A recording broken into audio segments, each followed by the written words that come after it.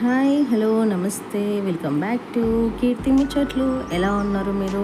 Comment సెక్షన్లో mention చేయడం మర్చిపోకండి. ఈ వీడియో ఏంటి అంటే మా కులదైవం అయినటువంటి బీరప్ప దేవుడి పండుగ అనమాట. మా ఊర్లో చాలా గ్రాండ్గా జరిగింది.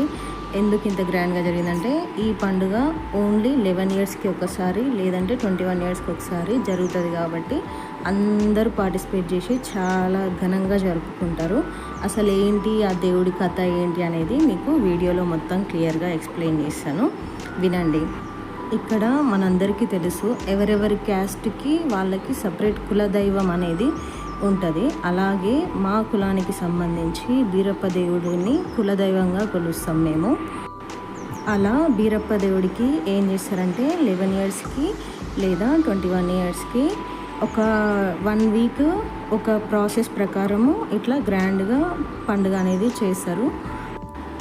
ఆ ప్రాసెస్ ఏంటి అనేది నా షార్ట్ వీడియోలో నేను ఆల్రెడీ పోస్ట్ చేసిన అనమాట. అంటే మైలలు తీయడము, గంగా స్నానము, జల్దికి వెళ్ళడం, బోనాలు, ఇలా ఒకదాని తర్వాత ఒకటి లాస్ట్కి వీరప్పదేవి కామరాతుల కళ్యాణం అనేది జరుగుతుంది. అయితే ఈ పండుగను నిర్వహించేది ఎవరు అని అంటే ఒగ్గు కళాకారులు అనమాట. వీళ్ళందరూ ప్రత్యేకంగా ఈ కథను చెప్పడం నేర్చుకోవడము, ఇట్లా బోనాలు తీయడం, ఇవన్నీ వీళ్ళు సపరేట్ ఒగ్గు కళాకారులు అనమాట. వీళ్ళని పెట్టి ఈ పండుగ అనేది మనం చేసుకుంటాము.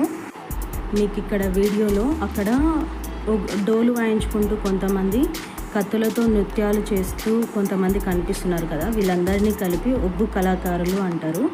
ఈ కథ మరియు ఒగ్గు కళాకారులు అనేవారు ఇప్పటికీ ఉంది అని అంటే దానికి కారణం చుక్కా సత్తయ్య గారు అన్నమాట. ఒగ్గు కథ పితామహుడు, ఒగ్గు కళా సామ్రాట్ చుక్కా సత్తయ్య గారు ఈ ఒగ్గు కథలకు వీటన్నిటికీ ఆద్యం పోసినాడు అనమాట. తను చేసిన కృషి, తను చేసిన ప్రయత్నము అదంతా చేయడం వల్లనే ఈ కథ ఇప్పటికీ సజీవంగా మన మధ్యలో ఉంది. చాలా గ్రేట్ అనమాట అతనికి. మరియు ఆ కళను ఇంకా కంటిన్యూ చేస్తున్న వీళ్ళందరికీ నమస్కారములు మరియు ధన్యవాదాలు. బీరప్ప దేవుడి కథ మీకు షార్ట్ అండ్ స్వీట్గా చెప్తా. అసలు ఏంటి ఆ కథ, అది మనుషుల జీవితానికి ఏం నేర్పిస్తుంది అనేది ఇప్పుడు చెప్తా, చూడండి. అయితే ఏంటి ఈ కథ అంటే, అప్పట్లో ఒక రాజు ఉండేవాడు, నరభూపతి రాజు అని. అతనికి ఒక చెల్లె ఉండేది, సూరమాదేవి అని. అయితే వీళ్ళిద్దరు అన్నా చెల్లెళ్ళు. అయితే ఏమవుతుందంటే చెల్లెకు పెళ్ళి అయ్యి సంతానం కలగడం వల్ల ఆ సంతానం వల్ల నరభూపతి రాజుకి చావు ఎదురవుతుంది అని చెప్పేసి ఒక జ్యోతిష్యుడు చెప్తాడు. నీ చెల్లెకు పుట్టిన సంతానం వల్ల నీకు చావు వస్తుంది అని చెప్తాడనమాట. చెప్తే ఏం చేస్తాడు, అన్న నా చెల్లెకు పెళ్ళి కావద్దు, నా చెల్లెకు సంతానం జరగొద్దు అని చెప్పేసి పెళ్ళి జరగకుండా తనని కష్టాల పాలు చేస్తుంటాడు అనమాట. ఒక్కొక్కసారి అయిన వాళ్ళ వల్లనే మనం ఇబ్బంది పడాల్సి వస్తుందని ఇతని వల్ల మనకు తెలుస్తుంది, చూడండి. అయితే ఇంకా నలుగురు వచ్చి ఏంటి ఇంకా పెళ్ళి చేయట్లేవు అట్లా ఇట్లా అంటుంటే ఎట్లనో అట్లా పెళ్ళి చేస్తాడు. సూరమాదేవికి ఒక కొడుకు కూడా సంతానం కలుగుతుంది. ఇంతలో సూరమాదేవికి వచ్చిన కష్టం ఏంది అంటే, ఆ కొడుకు తనతో పాటు ఉంటే తన కొడుకుని గుర్తించి తనని చంపేస్తాడేమన్న భయంతో పురిట్లోనే వదిలేస్తుంది అనమాట కొడుకును కూడా సూరమాదేవి.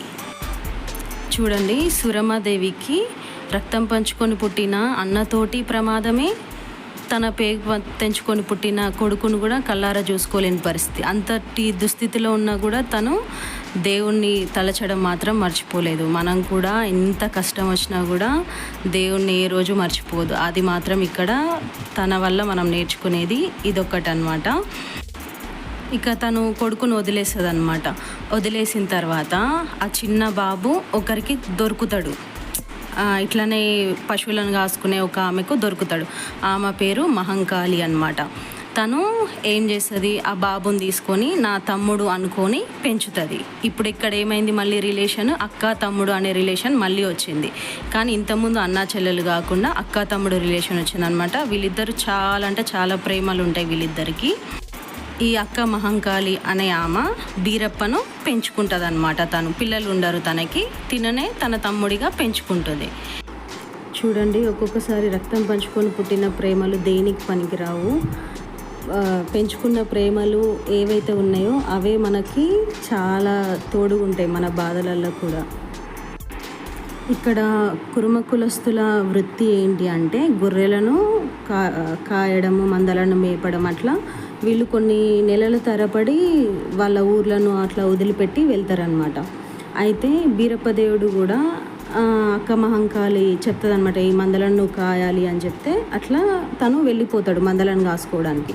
అక్కడ ఒక దగ్గర తనకి తన జన్మరహస్యం తెలిసి వాళ్ళ మామయ్యని చంపడానికి వాళ్ళ మామయ్య మీదకి యుద్ధానికి ఈయన వెళ్ళిపోతాడు. ఇన్ని బాధలు పెట్టినాను మా అమ్మని అది ఇది అని చెప్పేసి వెళ్ళి తనని ఓడించి తన కుమార్తెను పెళ్లి చేసుకుంటాడు అనమాట. తన పేరు కామరాతి. అట్లా బీరప్పదేవుడు కామరాతి దేవిని వివాహం చేసుకొని అక్క మహంకాళి దగ్గరికి తీసుకొస్తాడు. నువ్వు నాకు చెప్పకుండా వెళ్ళి పెళ్ళి చేసుకున్నావు, నాకు ఒక మాట చెప్పొద్దా అని చెప్పేసి ఈమె అలుగుతుంది. అలిగి కొంచెం శాపనార్థాలు కూడా పెడుతుంది అనమాట. ఇదంతా పెద్ద స్టోరీ లాగా ఉంటుంది. అది మీరు కథ వింటేనే మీకు క్లియర్గా అర్థమవుతుంది. నేను పైన ఇట్లా మన లెసన్లో కొంచెం లాస్ట్కి ఉంటుంది కదా సారాంశం లాగా అట్లా చెప్పేసిన మీకు. మొత్తానికి బీరప్పదేవుడు అయితే కామరాతి దేవిని వివాహం చేసుకొని అక్క మహంకాళి దగ్గరికి తీసుకొస్తాడు.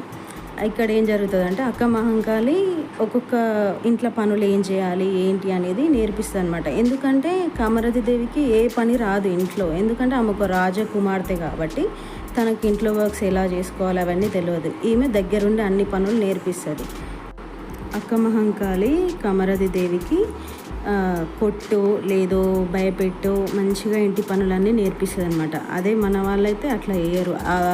ఏదన్నా వర్క్ రాలేదనుకో తమ్ముడు భార్యలకు అన్న భార్యలకు నలుగురికి చెప్పి 4 నిందలు వేసి ఇదనమాట మన చేసే పద్ధతి ఇది. కానీ ఇక్కడ వదిన మర్దళ్ళ యొక్క ప్రేమలు కూడా దీని నుండి మనం నేర్చుకోవాలి.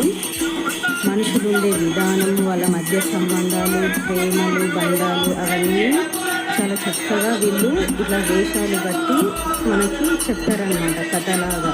ఇది అంటే కామరాతి దేవి బీరప్ప కళ్యాణం జరిగిన నెక్స్ట్ డే వీళ్ళు ఇలా వేషధారణ ధరించి మొత్తం స్టోరీ అంతా గ్రామ ప్రజలందరినీ కూర్చోబెట్టి చెప్తారు. ఇది వాళ్ళ వర్క్ అనమాట నెక్స్ట్ డే.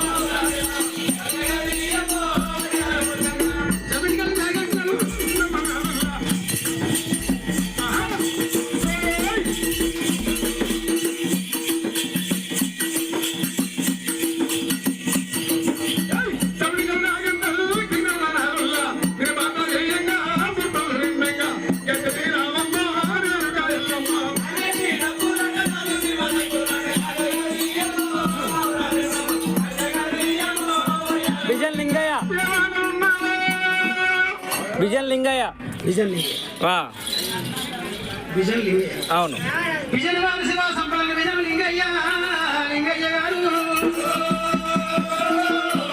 దేవాదేవుని పేరు వీరగిరికి నేను 1 రూపాయి కానుక అయ్యా వీర యొక్క మంగాలి రేణుక ఎల్లమ్మ సల్లగా తోడలమ్మ ఏదో వ్యవహారం ఎల్లమ్మ కరణ కటాక్షం కలుగుగాక. ఇదండి మా ఊర్లో జరిగిన బీరప్ప దేవుడి కామరాతి దేవిల కళ్యాణము. మీకు నచ్చినట్లయితే తప్పకుండా లైక్ చేయడం మర్చిపోకండి. Please do like, share and subscribe to Keerthi Muchatlu. Thank